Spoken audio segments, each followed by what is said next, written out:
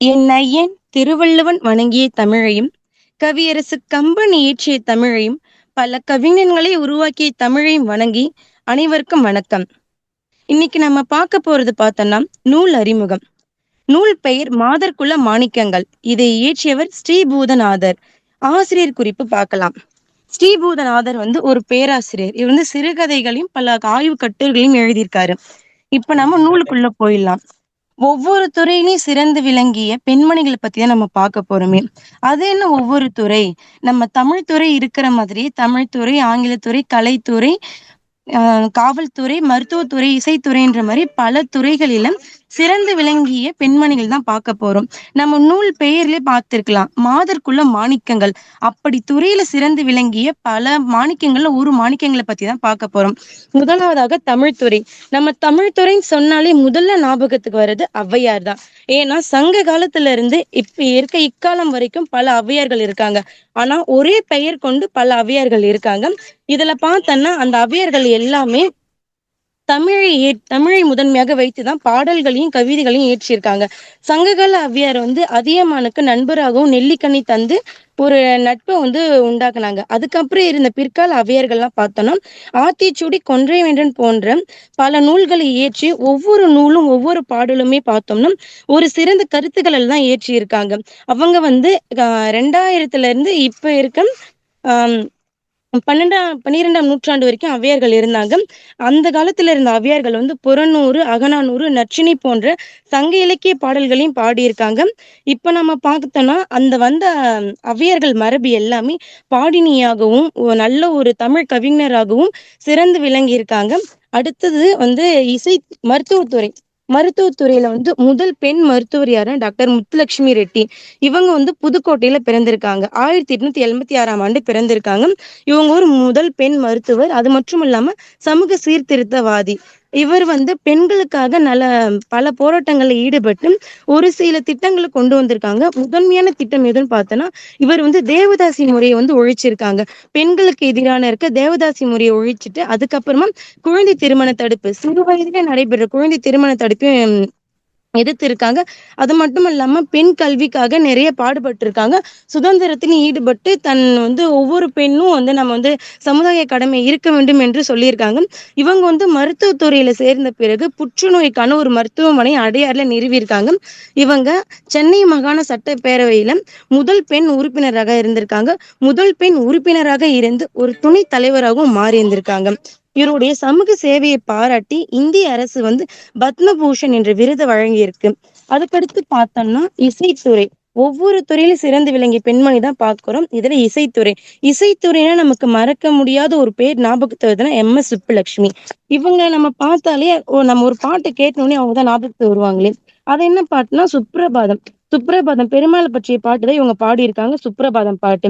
இவங்க 1916ல பிறக்குறாங்க. இவங்க ஒரு புகழ்பெற்ற கருநாடக இசை பாடகி. 1998ல இந்தியாவிலே மிக உயர்ந்த விருதான பாரத ரத்னா விருது வழங்கப்பட்டிருக்கு. இவங்க இவங்களுடைய இசை திறமையால பல பாடல்களை இயற்றியிருக்காங்க. அதுக்கடுத்து பார்த்தோன்னா தமிழ், கன்னடம், மலையாளம், தெலுங்கு, வங்காள மொழி போன்ற பல மொழிகள்ல பாடல் பாடியிருக்காங்க. ஐக்கிய நாட்டு அவையில போயிட்டு முதல்ல பாட்டு பாடி ஒரு அரங்கேற்றத்தையும் சிறப்பாக முடிச்சிருக்காங்க. இவங்க வாங்கின விருதுகளை பார்த்தோம்னா பத்மபூஷன், சங்கீத நாடகம் அகாதமி விருது, சங்கீத கலைநிதி, பத்ம விபூஷன் விருது, பாரத ரத்னா விருதுன்னு சொல்லிட்டு பல உயர் ரகமான பல விருதுகள்ல ஒரு பெண்ணா நின்று வாங்கியிருக்காங்க. ஒவ்வொரு துறையிலும் சிறந்து விளங்க முடியும் என்றதுக்கு ஒரு எடுத்துக்காட்டா இவங்க இருந்திருக்காங்க. இவங்க பாடிய பாடல் எதுன்னு பார்த்தோன்னா, நமக்கு இருக்கிற ஒரு பிரபலமான பாடல், நம்ம தினமும் கேட்கக்கூடியது வெங்கடேச சுப்ரபாதம், பஜன கோவிந்தம் பாடலை இவங்க பாடியிருக்காங்க. அடுத்து அரசியல் துறை. அரசியல் துறையினாலே நமக்கு ஞாபகத்து வருது இந்திரா காந்தி. இந்திரா காந்தி இந்தியாவின் முதல் மற்றும் ஒரே பெண் பிரதமர் இவங்க தான்.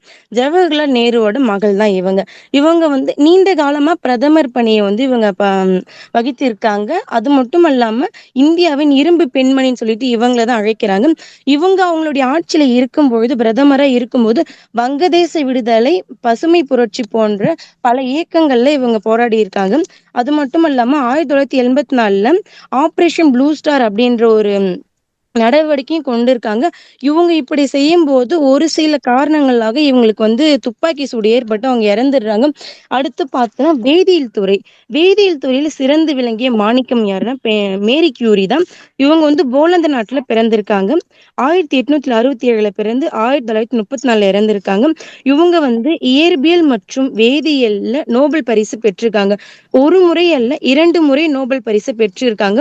ரேடியம், போலானியம் போன்ற கதிர்வீச்சு தனிமங்களையும் இவங்க கண்டுபிடிச்சிருக்காங்க.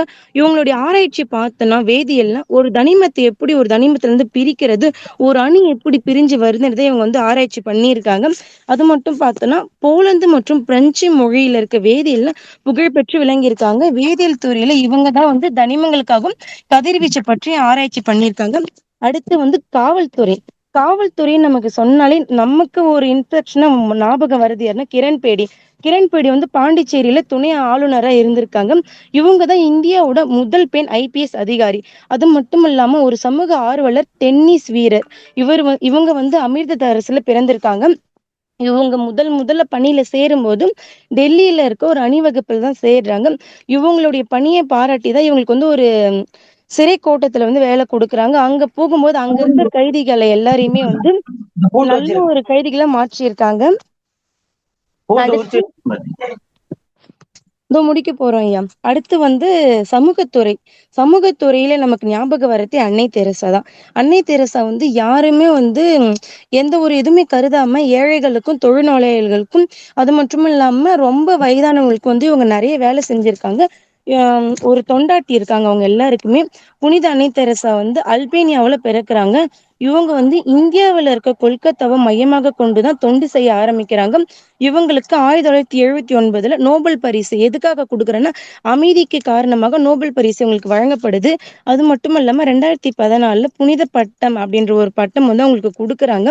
இவங்க வந்து பாதியிலேயே அவங்களுடைய பள்ளி பணிய விட்டுவிட்டு, ஏழைகளுக்கும், தொழுநோயாளிகளுக்கும் சேவை செய்யறதுக்காக இங்க வந்தாங்க. அன்னை தெரசா வந்து தனது வாழ்நாள் முழுவதுமே வறுமை மற்றும் நோயால பாதிக்கப்பட்டவர்களுக்கு தான் அன்பால ஆதரவிச்சிருக்காங்க. இந்த மாதர்குல மாணிக்கங்கள் வந்து ஒவ்வொரு துறையிலும் பெண்கள் எவ்வாறு சிறந்து விளங்கியிருக்காங்கன்னு தான் நம்ம பார்த்தோம். அதுபோல பல துறைகள்ல நாமளும் சிறந்து விளங்க வேண்டும் என்று கூறி விடைபெறுகிறேன். நன்றி, வணக்கம்.